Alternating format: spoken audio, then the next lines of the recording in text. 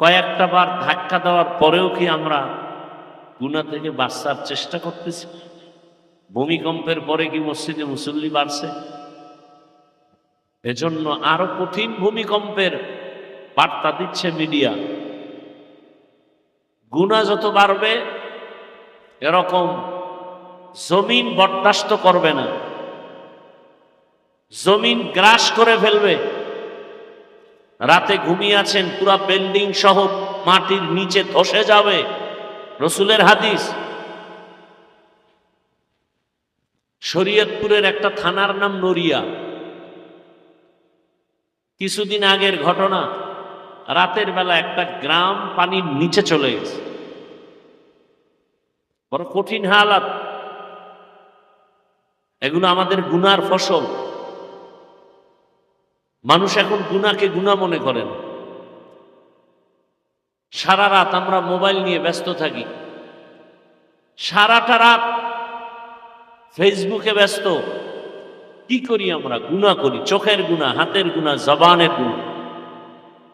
অথচ মাত্র 5 মিনিট বসে আল্লাহর কোরআন পড়তে পারি না, দেখতেও পারি না আল্লাহর কোরআনটা কেমন, ধরতেও পারি না। মোবাইল চালাবার সময় পাই, সন্তানের হক আদায় করার সময় পাই না। মোবাইল চালাবার সময় পাই, গুনাহ করার সময় পাই, স্ত্রীর হক আদায় করার সময় পাই না। মোবাইলের দ্বারা সময় কাটাবার সময় পাই, অপচয় সময় নষ্ট করি। ভাইয়ের হক, বোনের হক, মা বাবার হক আদায় করার সময় পাই না। কর্মচারী দোকানে আছে, মালিক নাই, সময় অপচয় করে। কাস্টমার আসে না, এসেই বলে ভাই আপনার দোকানের চিনির কেজি কত? 2-3 বার বলার পরে মাথা উঠাইছে কর্মচারী, মোবাইলে ব্যস্ত ছিল। হ্যাঁ ভাই কি বললেন? কাস্টমার কষ্ট পেয়ে গেছে। 3 বার বললাম তুমি মোবাইল নিয়ে ব্যস্ত, আর তোমার দোকানে আজকে আসছি, আর আসবো না। কাস্টমার কমে যাচ্ছে কেন? মালিক বসে আছে মোবাইল নিয়ে ব্যস্ত, কাস্টমার কি বলছো দিকে নাই। আর আগের দোকানওয়ালারা একটা কাস্টমার পেলে একটু চা খান, আসেন, বসেন, এই যে একটা ব্যবহার, টাকা বড় কথা না, এই ব্যবহার তাকে কিনে ফেলেছে। সে বলে টাকা বেশি গেল, আমি এই দোকান থেকেই মাল নিব। আমার মোবাইল আমাদেরকে ধ্বংস করে ফেলেছে। আমাদের মাদ্রাসাওয়ালারা সেই জীবনের শুরু থেকে আজ পর্যন্ত মোবাইলের বিরুদ্ধে আইন পাশ করা, কোনো ছাত্র মোবাইল চালাতে পারবে না। আমাদের মাদ্রাসা আইন, মোবাইল পেলেই ছাত্রের নাম কাটা। আমার দেশের বুদ্ধিজীবী নামের যারা ধ্বজাধারী বুদ্ধি বিক্রি করে খায়, এরা বলতো এই হুজুর মৌলবাদী এজন্য দেখতে পারি না। কেন? এরা মানুষের ব্রেনকে বিকাশ হতে দিবে না। এরা চায় সন্তানদের ব্রেন, জীবনটাকে আবদ্ধ করে রাখবে, মোবাইল চালাতে দেয় না। মোবাইলের দ্বারা দুনিয়ার কিছু খবর জানবে, জ্ঞান অর্জন করবে। কিন্তু সেই বুদ্ধিজীবী বিক্রি করনেওয়ালারা এখন পাগল হয়ে গেছে।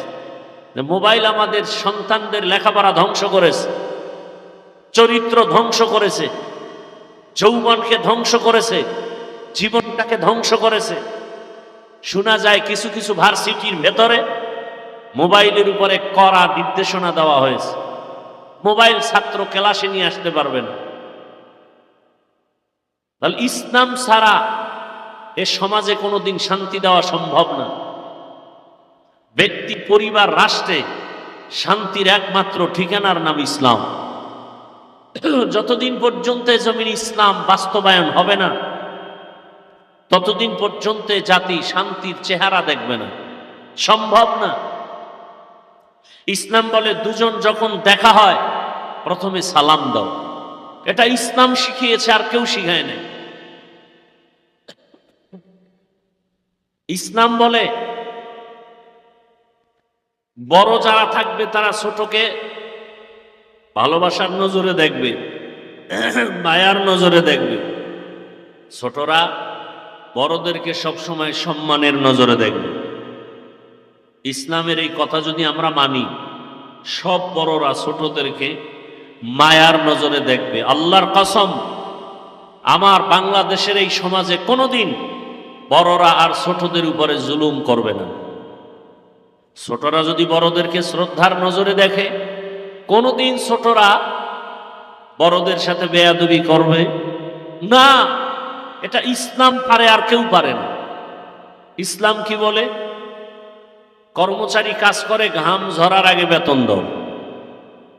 যদি আপনার কাজের সন্তানটাকে বেতন আগে দেন, সে কোনোদিন কাজে ফাঁকি দিবে না, বরং আপনাকে আলাদা সময় বেশি দিবে। কিন্তু ইসলাম যেখানে নাই সেখানে দেখেন বেতন তো পায় না, বরং বড় লোকেরা বেতন মেরে দেয়। কথা ঠিক?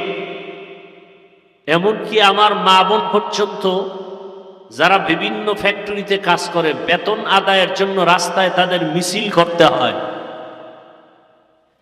এজন্য ইসলাম ছাড়া এ জমিনে কখনো বৈষম্য দূর করা সম্ভব না, শান্তি দেয়া সম্ভব না।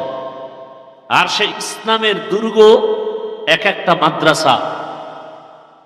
মাদ্রাসায় এই আদবগুলো শেখানো হয়। ছোট একটা উদাহরণ দিচ্ছি, বেয়াদবি ক্ষমা চেয়ে বলছি। দেখেন, আপনাদের আশেপাশে স্কুল আছে না নাই? কথা বলেন। মাদ্রাসাও, স্কুলে বাংলা, অঙ্ক, ইংরেজি পড়ানো হয় না? মাদ্রাসায় আছে না নাই? আছে।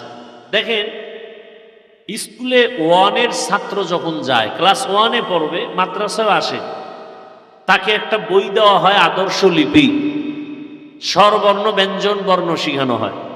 স্কুলেও হয়, মাদ্রাসায়ও হয়। সন্তানটা মাদ্রাসায় 1 ক্লাসে এসে যখন পড়ে স্বরে ও, স্বরে আ, রস্যি, দীর্ঘি, পড়ে না? স্কুলেও পড়ে। ডিফারেন্সটা কোথায়? মাদ্রাসার ছেলে পড়ে স্বরতে অজু, এই অক্ষরটা স্কুলেও পড়ে, কিন্তু ব্যাখ্যা শিখে কি? স্বরতে অজগর। একই অক্ষর মাদ্রাসায় পড়ে সরায়া আল্লাহ, একই অক্ষর স্কুলে গিয়ে পড়ে সরায়াতে আপা। একই অক্ষর শিখে মাদ্রাসার ছেলে কবিতা শিখছে রব্বি জিদনি ইলমা, রব্বির হামহুমা কামা রব্বায়ানি সগীরা। স্কুলের ছেলে কি শিখছে? হামটিমে টিম টিম, তার খাড়া দুটো শিং, তারা মাঠে মারে ডিম। সম্পূর্ণ একটা মিথ্যা কবিতা শিখালো। ও শিশু থেকে এই মিথ্যাবাদী হওয়ার একটা প্রবণতা চলে আসলো। মাদ্রাসার সন্তান যখন শিখছে অজু কি, মাকে বলে আম্মু অজু কি? বলে আজান দিলে আজানের আগে অজু করতে হয়, পবিত্রতা অর্জন করতে হয়। আম্মু আল্লাহকে বলে আসমানের মালিক, সূর্যের মালিক, জমিনের মালিক, তোমাকে যিনি বানাইছেন তিনি আল্লাহ।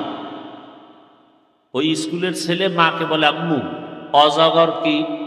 বলে একটা প্রাণী, মেজাজ গরম, যারে পায় তারই মারে, তারে ধরে। সন্তানটা এটা লালন করছে ভিতরে, অজগর মানে গরম।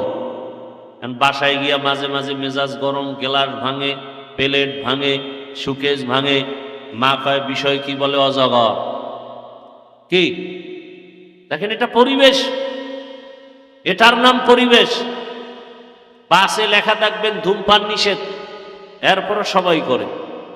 মসজিদের মধ্যে লেখা নাই ধূমপান নিষেধ, কেউ করে না। মাদ্রাসার পরিবেশ, এখানে আসলেই যে আপনারা এখানে দাঁড়াইছেন, অনেকে ধূমপান করার অভ্যাস থাকলেও এখানে কি করে? কেউ মসজিদে করে না। কেন করে না? কেউ বাধাও দেয় না, বলে এটার পরিবেশটাই আমাকে বিরত রেখেছে। তাহলে মানুষকে শান্ত রাখার, সভ্য বানানোর একমাত্র পরিবেশ ইসলামের পরিবেশ। আর সম্ভব নেই জাতিকে শান্ত রাখার। ইসলামের পরিবেশ ছাড়া আমার সন্তানকে ভালো রাখার সুযোগ নেই। এখন একটা সন্তান কি দুনিয়াতে আসার পরেই কি শিক্ষা করতে যায়? কথা বলেন ভাই, যায় না। বরং পৃথিবীর একজন বড় দার্শনিক এবং একজন জগৎ বিখ্যাত আলেম ইমাম গজালি রহমতুল্লাহ আলাইহি লিখেছেন, প্রত্যেকটা শিশু সন্তানের জন্য তার প্রাথমিক শিক্ষিকা তার মা। মায়ের কোলে থাকে, শিখতে যাবে স্কুল বা কলেজে বা মাদ্রাসায় যাবে, সেটা তো 5 বছর 4 বছর পরে। এর আগ পর্যন্ত যে কিছু ছোট ছোট কথা শিখবে মায়ের থেকে শিখবে। এজন্য এই প্রাথমিক শিক্ষাটা যেন সন্তান ভালো পায়, এজন্য মাকে আদর্শবান হতে হবে। আর এই মাকেও আদর্শবান হওয়ার জন্য ইসলামের আলো লাগবে। এজন্য এই বালিকা মাদ্রাসার আয়োজন। এখানে মদিনার আদর্শ শিখবে। মা যখন আদর্শবান হবে, সন্তানটাও আদর্শবান হবে।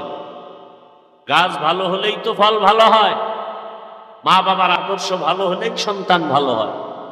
কথা ঠিক না? এই জন্য মাকেও পৃথিবীর শ্রেষ্ঠ আদর্শ, রহমতের নবীর আদর্শ, সেই আদর্শ দেওয়ার জন্য রসুলের শ্রেষ্ঠ আদর্শের মার্কাজ মাদ্রাসা। মাকেও অন্তত কোরআন শিখানো দরকার। মা যদি কোরআন শিখে, ওই কোরআনের নূরের অংশ গর্বে গিয়া বাচ্চার ভেতরে অ্যাকশন শুরু হবে।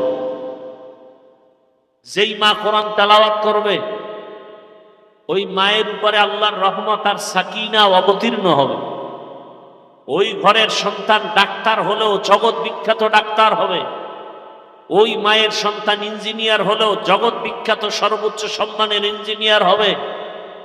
উদাহরণ দিতে বলতে হয়, আজ গোটা দুনিয়ার মানুষ ডাক্তার জাকির নায়েককে চিনে। জাকির নায়েকের প্রশংসায় পঞ্চমুখ, অথচ তিনি একজন হোমিওপ্যাথিক ডাক্তার। কে জানে তার মাকে বাবাকে, কে জানে তার ঘর কেমন বাড়ি কেমন, কিন্তু সর্বোচ্চ সম্মান পেল একজন হোমিওপ্যাথিক ডাক্তার। বলতে গেলে বিশুদ্ধভাবে তেলাওয়াত তার সম্ভব না, দুর্বলতা, এরপর সম্মানের কোনো ঘাটতি নাই। কেমনে হলো? অবশ্যই খোঁজ নিয়ে দেখবেন তার মায়ের অবদান শিশুর থেকেই আছে, আর আল্লাহর রহমত আছে, কোনো না কোনো একজন কোরআনওয়ালার ছোঁয়া লেগেছে। সম্ভব না। যান ঢাকা কলেজে যান, ঢাকা কলেজে বহু সন্তান, ছেলেরা ক্লাস করে মাথায় পাগড়ি লাগানো, অনেক বড় দাড়ি, অনেক বড় জামা, এই অবস্থায় ঢাকা কলেজে ক্লাস করে। পেছন দিক দিয়া তাকালে মনে হয় একজন মসজিদের খতিব। এই যুবক, তুমি কোন মসজিদে জুমা পড়াও? বলে আমি ঢাকা কলেজের ছাত্র। জুমা পড়াবো পরের কথা, আমি তো ভালো করে আরবি পারি না। তাহলে এই অবস্থা তোমার কেন? বলে একজন কোরআনওয়ালার সংস্রবে আমি গেছি, আল্লাহওয়ালার নজর লাগছে, আমি এভাবে চলে আসি। বলে তুমি এইভাবে দাড়ি টুপি পাগড়ি নিয়ে ক্লাস করো কলেজে, তোমাকে কেউ কিছু বলে না? যুবক বলে হ্যাঁ বলে, আমার শিক্ষিকা শিক্ষকেরা বলে আমার কলেজের গৌরবান্বিত সন্তান। বলে না মানি? আচ্ছা তোমার ক্লাসে কি মেয়েরা নাই? বলে হ্যাঁ আছে। বলে মেয়েরা ছেলেরা মিলে কি আড্ডাখানায় যায় না, পার্কে যায় না? বলে যায়। তোমাকে ডাকে না? বলে ডাকে। তখন তুমি কি করো? বলে আমি ইস্তেগফার করি। ফলাফল কি হয়?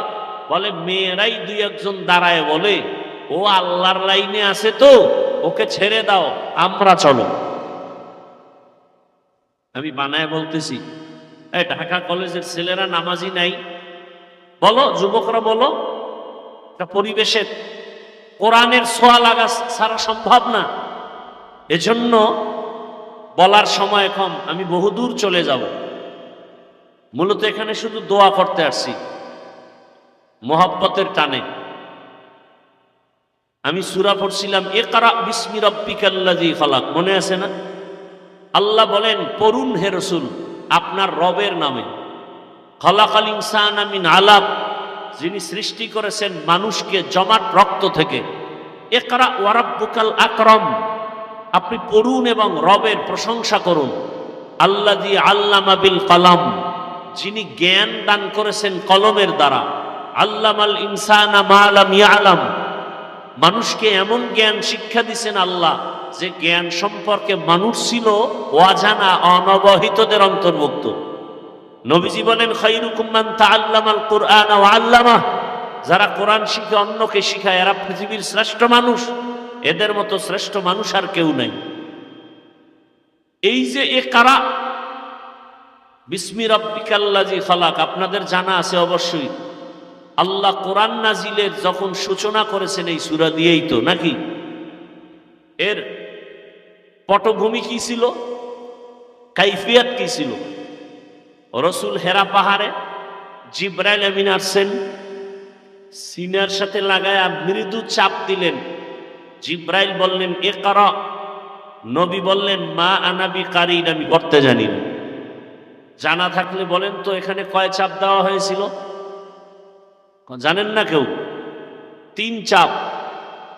আবার চাপ দিল ইকরা, নবী বলেন মা আনা বিকারিন, আমি পড়তে জানি না। এইবার খুব জোরে চাপ দিছেন, এত জোরে নবীজি বলেন আমি ভয়ে আতঙ্কিত, আমার জ্বরে আমি অসুস্থ, মনে হয় মরণের কষ্ট শুরু হয়ে গেছে। শুধু এতটুকু কথা। নবী এবার পারি নাও বলেন না, পারিও বলেন না। প্রশ্ন হলো, নবী 2 চাপে বললেন ডাইরেক্ট পড়তে জানি না, 3য় চাপে নবী চুপ থাকলেন কেন? নবী বুঝায় দিলেন যে প্রথম 2 চাপে যে ইকরা বলা হলো, এখানে কার নামে পড়ব বলা হয়নি। 3য় চাপে বলা হয়েছে রবের নামে পড়ো। আমি পড়া শুরু করলাম বা না পড়েও সমর্থন দিলাম, তাহলে দুনিয়াতেই 2 ভাগে পড়া চলতেছে, রবের নামের পড়া, রবের নাম ছাড়া পড়া। তাহলে জিবরাইল আমিন চাপ দিলেন এই ইকরা দিয়া, তো রবের নামের পড়াই মানুষকে কল্যাণ করবে। রবের নাম ছাড়া পড়ায় মানুষের কোনোদিন কল্যাণ আসবে না। আর সেই রবের নামের পড়া একমাত্র কেন্দ্র মাদ্রাসা। কোথায় বলেন? মাদ্রাসা। সেই মাদ্রাসা আপনাদের কাছে বরকত। মাদ্রাসা থাকলে এখানে আমি আসছি, আরো আলেম ওলামা আসবে এই মাদ্রাসার কারণেই। আর হক্কানি আলেম ওলামা যেই এলাকায় আসে, ওই এলাকার কবরের আযাব আল্লাহ মাফ করে দেন।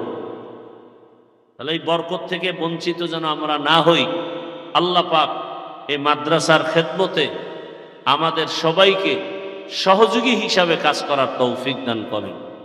আলহামদুলিল্লাহি রাব্বিল আলামিন, ওয়াসসালাতু ওয়াসসালামু আলা সাইয়্যিদিল আমবিয়াই ওয়াল মুরসালিন ওয়া আলা আলিহি ওয়া আসহাবিহি আজমাইন।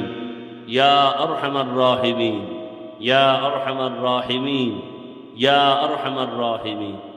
ইয়া আল্লাহ, মাদ্রাসা কবুল করে নেন, এলাকাবাসীকে কবুল করে নেন, ওস্তাদ ছাত্র মুহিব্বিন মুতাআল্লিকিনদের কবুল করে নেন, গাইবী খাজানার থেকে প্রয়োজন মিটাইয়া দেন, নবীজির সুন্নাতওয়ালা জীবন দান করেন।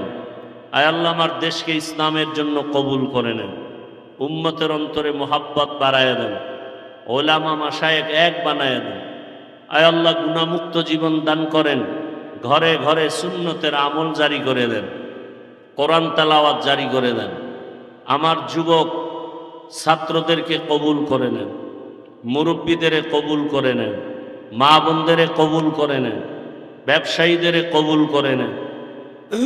আয় আল্লাহ, যারা চাকরি করে কবুল করেন, কামাই রুজি ব্যবসায় হালালভাবে বরকত দান করেন, হারাম থেকে হেফাজত করেন, ওলামায়ে কেরামের প্রতি মোহাব্বত বাড়ায়া দেন। আয় আল্লাহ, গুনাহের প্রতি ঘৃণা জমায়া দেন, অসুস্থ রোগীদেরকে সুস্থ বানায়া দেন। আমাদের মা বাবা মুরব্বী যারা কবরে জান্নাত দান করেন, যারা বেঁচে আছেন হায়াত বাড়ায়া দেন। আয় আল্লাহ, দীর্ঘ নেক হায়াত দান করেন, জাহিরি বাতিনি দুশ্মনের মোকাবেলায় বিজয় দান করেন। আয় আল্লাহ, আমাদের সবাইকে দ্বীনের খাদেম বানায়া দেন। হাসবুনাল্লাহু ওয়া নি'মাল ওয়াকিল, নি'মাল মাওলা ওয়া নি'মান নাসির। ওয়াসাল্লাল্লাহু তাআলা আলা খাইরি খালকিহি মুহাম্মাদিন ওয়া আলিহি ওয়া আসহাবিহি আজমাইন বিরহমাতিকা ইয়া আরহামার রাহিমিন।